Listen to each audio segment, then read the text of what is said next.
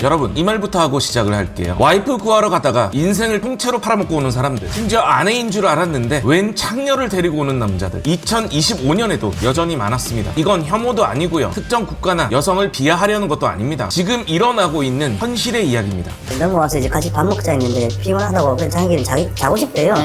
본인이 먹기 싫다고 잠만 자겠대요. 입국했을 때부터 이렇게 모자 툭툭 눌러 쓰고 마스크 쓰고 저한테 아무 말도 안 하고 핸드폰만 보면서 이렇게 있더라고요. 이제 어떡할래? 이 여성은 지금 그 어떤 죄책감도 느끼지 못하는 것으로 보입니다. 안녕하세요, 투부부의 정필입니다. 오늘 2026년 버전으로 다시 돌아왔습니다. 아직 몸 파는 여자랑 결혼할 거야? 왜 아직도 베트남 국제결혼이 1위일까요? 지금도 국제결혼 통계를 보면요, 베트남 여성과의 결혼이 여전히 1위입니다. 이 통계표를 보시면요, 코로나가 끝난 2022년부터 국제결혼 건수는 점점 늘어나서요, 2022년 12,000건, 2023년 14,000건, 2024년에는 15,000건을 훌쩍 넘어섰습니다. 이 중에 국제결혼을 하는 국가 비중을 보면요, 베트남이 27.6%로 1위고요, 중국이 19%, 태국이 16%로 3위를 차지합니다. 이유는 다들 알고 계시죠? 외모적으로 한국인과 비슷하고요, 문화적으로도 유교권이고요, 한국에 대한 호감도도 높고, 특히 북부 지역 하노이 쪽 여성들을 보면요, 동남아 느낌보다 이 동북아 느낌이 좀 강하다, 그래서 이질감도 좀 적습니다. 근데 이유가 이것뿐일까요? 아닙니다. 비정상적으로요, 이 베트남 국제결혼을 주종목으로 하는, 그렇게 진행을 해주는 업체들이 너무 많기 때문이기도 합니다. 현재 한국에서 영업을 하고 있는 국제결혼 업체는요, 등록된 업체만 무려 450개가 넘는데요, 이 중 90% 이상의 업체가 베트남 국제결혼을 진행합니다. 아니, 전 세계에 200개가 넘는 나라가 있는데 왜 하필 베트남일까요? 근데 잘 생각을 해보면 이 모든 게 자본주의 논리에 따릅니다. 자, 앞서 말씀드렸다시피 문화의 동질성, 외모도 비슷하고 이게 제일 크고요, 두 번째는 바로 원활한 신부의 공급입니다. 이유가 무엇이 됐든 일단 한국 사람과 결혼을 해서 한국으로 들어가려는 이 여성들의 수요가 그 어느 나라에 비해서 압도적입니다. 그리고 세 번째는 행정 절차의 편리함입니다. 일단 지금까지 쌓여있는 데이터들과 진행되었던 수많은 결혼 건수로 인해 가지고 현지의 행정사, 에이전시, 이런 업체들에게 수많은 노하우들이 축적이 되어 있습니다. 그리고 한국어 교육을 책임지는 어학당, 그리고 현지에서의 행정 속도 역시 여타 다른 나라에 비해서 압도적으로 빠릅니다. 그러니까 빨리 진행이 되면 6개월 안에도 한국으로 입국을 시킬 수 있는 거죠. 근처의 라오스 같은 경우는 짧아봤자 1년입니다. 그러니까 이런 것들이 완전 다르다는 거죠. 심지어 맞선, 기숙사, 한국어 교육, 현지의 행정, 이 모든 것들을 대행해주고 있는 현지 에이전시들도 굉장히 많이 있기 때문에 막말로 한국에 사무실만 하나 차려놓고 업체 등록만 한다면 베트남 국제결혼 업체를 차리는 건 일도 아닙니다. 뭐 어차피 한국에서 신랑 하나 꼬셔가지고 베트남에 있는 대행업체에다 던져버리기만 하면 모든 일은 끝나고 돈이 벌리는 구조니까요. 그러면 이렇게 쉬운 베트남 국제결혼, 그 결과들도 모두 해피엔딩일까요?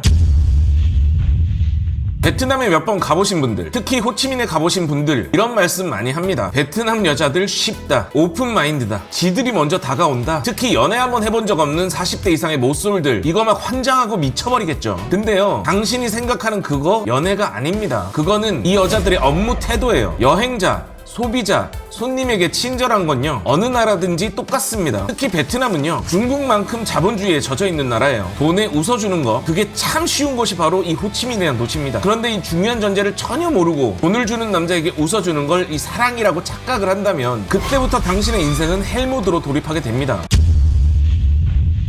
제가 항상 드리는 말씀이죠. 현지에 있는 일반적인 사람과 교류를 하시라는 게 저의 제안이죠. 누군가에서 만나는 그 휘발성이 강한 만남 말고요, 베트남, 그리고 베트남 사람의 진짜 모습을 볼 수 있는 일반적인 사람들과 교류를 하시라는 말씀을 드립니다. 그런다면 그 다음부터 진짜 베트남이 보입니다. 베트남 여자도요, 사람입니다. 한국 여자랑 똑같아요. 마음 여는데 시간 걸리고요, 손해보는 거 싫어하고요, 계산도 합니다. 다만 차이가 있다면 이거예요. 베트남 여성들은 현실적이고요, 한국의 여자들처럼 꿈속에 살고 있지는 않다는 거. 그래서 뭐 사랑만 있으면 돼, 이런 말 잘 안 믿습니다. 근데요, 이 현실적이라는 거, 이거는 장점이기도 하지만 단점이기도 합니다. 너무 현실적이라서 당장 눈앞에 있는 것만 쫓아가고요, 미래를 위한 투자라는 개념을 잘 모르기 때문이죠. 당장 눈앞에 있는 이 10만원 때문에 두세 달 뒤에 있을 큰 이익을 놓쳐버리는 일, 그래서 더 큰 손해를 보는 것을 감히 상상하지 못하는 것, 제가 보는 베트남 사람들의 가장 답답한 모습 중에 하나입니다. 그리고 현실적인 단점이고요. 40대 50대 남성들이 하는 가장 큰 착각. 제가 방송을 하다 보면 이런 질문 되게 많이 받습니다. 베트남에 가면 20대 여자랑 결혼이 싹 가능하지 않나요? 솔직히 말씀드릴게요. 2026년 기준 당신의 50대 남자라면요, 베트남의 20대 여성과 정상적인, 아주 정상적인 결혼을 할 거라는 그런 착각을 버리시기 바랍니다. 뭐 억지로 매칭을 해서 반강제로는 가능하겠죠. 그런데 현실적으로 안전한 국제 결혼은 절대 불가능합니다. 근데 다들 그렇게 하던데? 이렇게 말씀을 하십니다. 하지만 가능해 보였다면요, 거기에는 다 이유가 있는 겁니다. 일단 현실적으로 상황을 정리해 드릴게요. 베트남에는요, 30대 이상의 미혼 여성 눈 씻고 찾아봐도 찾아보기가 힘듭니다. 거의 다 미혼모 아니면 이혼녀죠. 옛날 우리나라 80년대처럼요, 30이 다 될 때까지 결혼을 못했다, 이미 이 고향에서는 문제가 있는 여자다, 이렇게 낙인이 찍혀있을 가능성이 높습니다. 그래서 미혼의 30대 여자가 맞선 시장에 나오는 일은 거의 없다고 보시면 되고요. 30대 여자가 나왔다면 아마도 아까 말씀드렸던 것처럼 미혼모 아니면 이혼녀겠죠. 그렇다면 50대인 당신과 맞선을 보게 되는 여성들이 결국은 20대 초반의 여성들일 텐데, 이 여성들이 지금 당신의 어떤 모습이 좋다고 당신을 선택하게 될까요? 뭐 지금이 2000년대 초반이라고 생각을 하면요, 조금 상황이 다르긴 했겠죠. 그때는 뭐 어차피 결혼업체를 통해서 베트남에 방문을 했던 남성들의 평균 연령이요, 40대 후반, 50대 초반의 농촌 총각들이었을 테니까요. 그래서 이 여성들이 누구를 선택하든 도찐 개찐인 상황입니다. 근데 지금은 2026년이고요. 상황은 많이 달라졌습니다. 90년대생들이요, 국제결혼을 하기 위해서 베트남에 방문을 합니다. 아니, 상식적으로 생각을 해보자고요. 당신이 베트남의 20대 초반 여성입니다. 근데 맞선장에서 90년대생인 남자를 고를까요? 아니면 70년대 초반생인 당신을 고를까요? 50살이 넘은 당신을 고를 이유는 거의 없습니다. 심지어 신랑이 친정 부모님보다 나이가 많다면 더 고를 이유가 없겠죠. 이거는 상황을 바꿔놓고 생각을 해보면 쉽게 답이 나옵니다. 근데 이 여성이 덮어놓고 나를 선택했다, 아, 이 여자가 나를 사랑한대, 아, 이 여자가 나를 좋아한대, 이렇게 생각을 하고 정신승리를 해버리고 절절한 연애를 시작했다, 이렇게 믿고 있는 당신, 솔직히요, 순진한 건지 멍청한 건지 좀 구분이 안 되긴 합니다. 사기란 건요, 상식이 없고 자기 자신을 제3자의 눈으로 보지 못하는 그런 분들이 당하기 참 좋기 때문입니다. 요즘 말로 이 메타인지가 부족하면요, 그만큼 사기의 확률은 높아집니다. 자, 그렇다면 이 20대의 풋풋한 그녀들이 왜 오늘 처음 본 당신을 마음에 든다, 좋아한다, 이렇게 말하는 걸까요? 당신의 재력이 대단하거나 장동건처럼 생기지 않았다면 그 답은 이미 정해져 있는 거 아닐까요?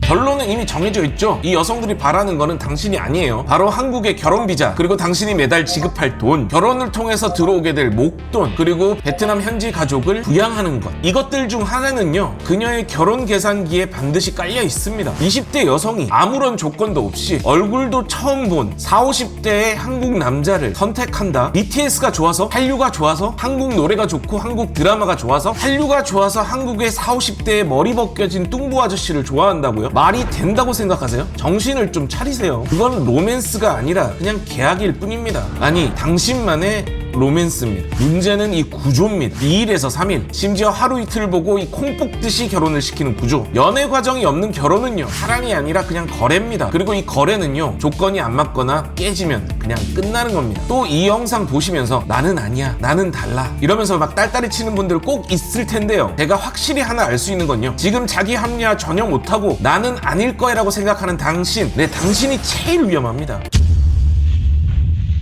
자, 2026년 버전, 몸 파는 여자랑 결혼할 거야? 제발 이런 여성 다시 한번 생각해 보시기 바랍니다. 하지만 오해는 하지 말아주세요. 무조건 나쁘다가 아니라 결혼 상대로는 위험하다는 겁니다. 첫 번째, 지나치게 화려한 여성, 명품 가방, 최신형 아이폰, 풀 메이크업, SNS 과시. 근데 제가 이런 말을 하면요, 그게 뭐가 문제냐고 딴지를 거는 사람들이 있을 텐데요, 제가 지적하는 명품 가방, 풀 메이크업, SNS 과시는요, 베트남에서 전혀 일반적이지 않고요, 단순한 성격의 문제가 아니라는 점입니다. 갑자기 향수를 사달라는 거예요. 뭔가 느낌이 쎄한 거예요. 그래서 제가 카드를 긁었거든요. 26만 원이 나온 거예요. 그러고 나서 갑자기 오빠 나 지갑 사주면 안 돼? 근데 이때 제가 눈치를 챘어요. 뭐냐면 여기 가격표가 없는 거예요. 지갑을 이렇게 꺼내잖아요, 계산하려고. 근데 제 카드에 이렇게 손을 대는 거예요. 그래서 너 그랬죠. 한전에 간 돈으로 했는데 250만 원이 나온 거예요. 이건요, 베트남의 경제 상황과 베트남 사람들의 수입 구조를 보면 잘 알 수 있습니다. 늘 말씀드리죠, 베트남의 일반적인 월급은 40만 원이 채 되지 않습니다. 그런 베트남에서 이 정도의 소비가 가능한 여성이라면 일반 직장인일 확률이 극도로 낮아진다는 거죠. 그렇다면 이 여성은 무슨 일을 할까요? 전문직일 수도 있다, 인플루언서일 수도 있다, 모델일 수도 있다. 근데요, 전문직이고 인플루언서, 모델인 여성이 당신을 왜 만날까요? 뭔가 이상하지 않으세요?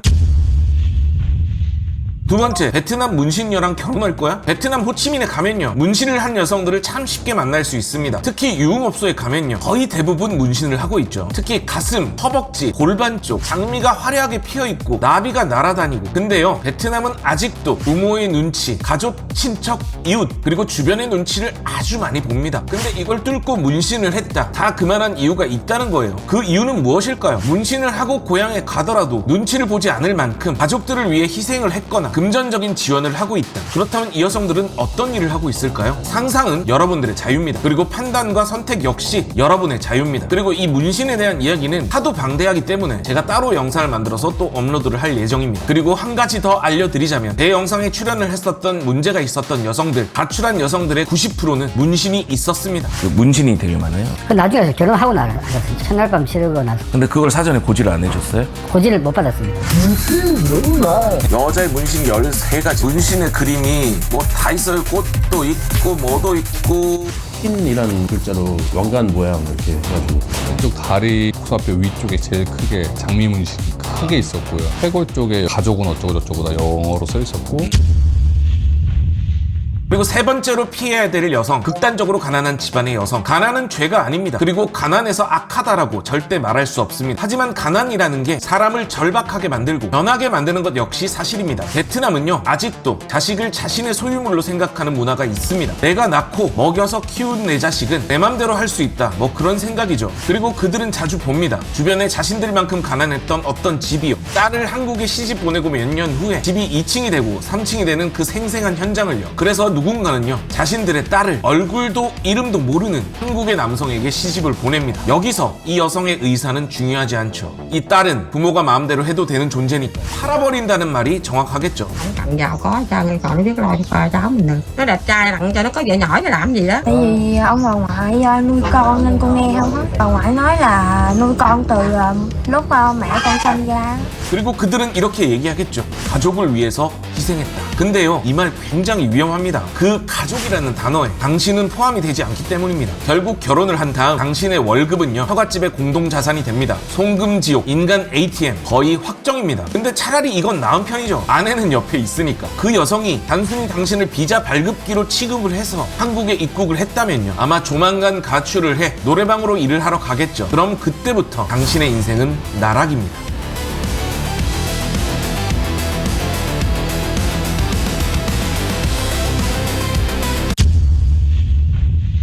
2026 버전, 몸 파는 여자랑 결혼할 거야. 네 번째, 페이스북이 없다. 베트남 사람들은요, 페이스북을 안 하는 사람이 없습니다. 아이부터 할머니, 할아버지까지 모두 다 페이스북을 합니다. 아침에 일어나서 밥을 먹으면서 음악을 들으면서도 항상 손에 핸드폰을 끼고 있고요, 늘 페이스북으로 친구와 가족과 소통을 합니다. 근데 내 베트남 아내에게, 내 베트남 맞선녀에게 페이스북이 없다? 처음에는 솔직히 안 봤습니다. 내가 알 필요가 있나 뭐 싶어가지고. 근데 이 일을 당하고 나니까 페이스북을 찾게 되더라고요. 와이프분 페이스북은 친구가 돼 있어요?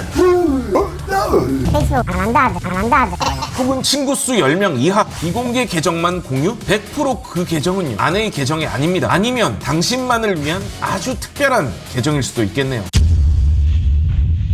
그래서 베트남 국제결혼 하지 말라는 거야? 아니요, 하는 건 아무 문제가 없습니다. 다만 제대로 알아보고 선택을 하라는 그런 말씀을 드리고 있는 겁니다. 제가 하는 이야기의 요지는요, 베트남 여성의 문제가 아닙니다. 가장 큰 문제는 노력 없이 쉽게 얻고자 하는 이 한남들의 쓰레기 같은 마인드입니다. 한국에서 연애가 안 되던 사람, 이 모태솔로, 그 사람이 베트남에 간다고 갑자기 장동건 같은 매력적인 남자가 되지는 않습니다. 연애 고자는요, 어느 나라를 가도 연애 고자입니다. 심지어 베트남에 가면 말도 안 통하는 연애 고자입니다. 그리고 이 연애 고자는 사기 결혼을 당할 가능성이 아주 높습니다. 예쁘게 생긴 20대 초반의 베트남 여성이 초롱초롱한 눈을 하고 당신의 손을 잡고 당신의 팔짱을 끼고 달콤한 목소리로 당신의 귀에 사랑을 속삭인다면 당신은 어느새 그녀와의 20년, 30년 후를 상상하게 될 거니까요. 또 어느새 그녀와 손주, 손녀를 안고 있는 그런 상상을 하게 될 당신이기 때문입니다. 그래서 말씀드립니다. 정말 베트남 여성과 결혼을 하고 싶다면 이 세 가지만은 꼭 지켜주세요. 첫 번째, 최소 3개월 이상 현지 체류. 제가 이 말을 하면 달리는 댓글이 뻔합니다. 회사 때문에 시간이 없는데 무슨 3개월이냐, 말도 안 되는 소리 하지 마라. 벌써 이런 댓글들이 눈에 선합니다. 근데요, 시간이 없으면 국제결혼은 그냥 포기하세요. 한국 결혼보다 훨씬 시간이 많이 드는 게 국제결혼입니다. 당신이 시간을 내지 못하는 그 많은 순간순간 베트남에 혼자 있는 당신의 20대 아내는, 그 여성은요, 당신보다 젊고 잘생기고 말도 통하는 베트남 남성들의 유혹을 하루하루 버텨내야 합니다. 이길 수 있습니까? 피지컬로 승부가 안 된다면요, 돈과 시간이라도 투자하라는 얘기입니다. 둘째, 유흥이 아니라 일반 생활권에서 만나세요. 일본 여성들이 모두 AV 배우가 아닌 것처럼요, 베트남 여성들이 모두 다 호치민 유흥가의 여성들과 똑같다고 생각을 하면 큰 오산입니다. 일반인인 베트남 여성들을 만나세요. 베트남 한 달 살기를 하면서 베트남 대학생들과 언어 교환을 하자고 얘기하세요. 한국어를 가르쳐 주시고요, 베트남어를 배워보세요. 그리고 자연스럽게 그 사람들과 소통을 하는 거, 그게 진짜의 베트남, 그리고 베트남 여성을 알아가는 방법입니다. 그리고 셋째, 연애 과정 없이 결혼하지 마세요. 제가 속성 결혼에서 합방을 부정적으로 보는 이유는 딱 한 가지입니다. 업체들은 합방을 통해서 마음이 이어진다고 얘기하지만 그거는 새빨간 거짓말이고요. 그 합방이란 걸 통해 가지고 계약이 완성되기 때문에 합방을 죽도록 시키려고 하는 겁니다. 이 합방을 통해서 계약이 완성이 되면 모든 부분에서 남성들이 불리해집니다. 하지만 진짜 연애를 한다면 둘이 좋아서 관계를 가지든 말든 그건 중요한 게 아니죠. 다만 진짜 중요한 건요, 단순히 몸으로 이어지는 게 아니라 마음으로 이어져야 된다는 겁니다. 그렇게 되면요, 베트남 여성들의 집착, 동마음, 그 문화, 이런 것들이 여러분한테 더 생생하게 다가올 겁니다. 속성 결혼으로는 절대 볼 수 없었던 그녀들의 진짜 모습을요. 저희 투부부는 여러분의 이야기로 채워가는 채널입니다. 당신의 용기가 필요한 시간입니다. 그리고 구독과 좋아요로 여러분의 관심을 표현해주세요. 여러분의 관심이 더 나은 대한민국을 만드는 아주 큰 힘이 됩니다. 감사합니다.